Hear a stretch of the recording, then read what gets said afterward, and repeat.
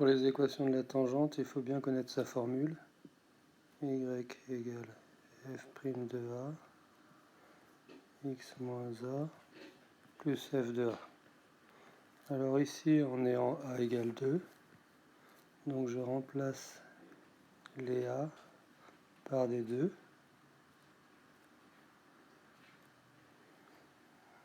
Et après, je regarde combien ça vaut. Alors f de 2, ici, je vois que ça vaut 5.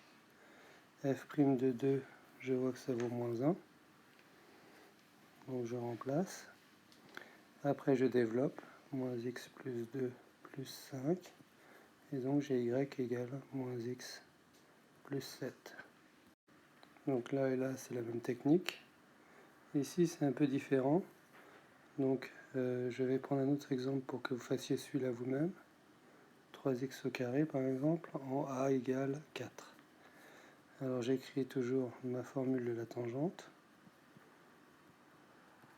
Plus f de a.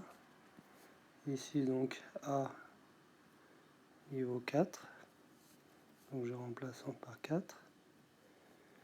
Et ensuite, j'évalue combien vaut f de 4. Alors pour savoir combien vaut f de 4, je remplace ici x par 4. Donc 3 fois 16, 48. Donc ça donne f de 4. Et pour f' de 4, il faut d'abord calculer f' de x. Donc ici je dérive, ça fait 3 fois 2x égale 6x. Et après je fais la valeur pour x égale 4, 6 fois 4, 24. Et donc j'ai la valeur de f' de 4 et je développe et je simplifie. Ici,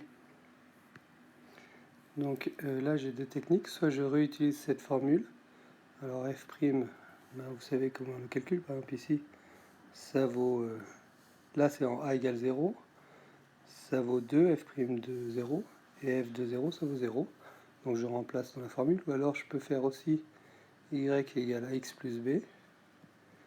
Alors a c'est la pente ici de cette droite, c'est une droite, ça c'est valable pour toutes les droites, donc sa pente elle vaut 2, et ici j'ai l'ordonnée à l'origine, c'est-à-dire où ça coupe, où la droite coupe cet axe-là.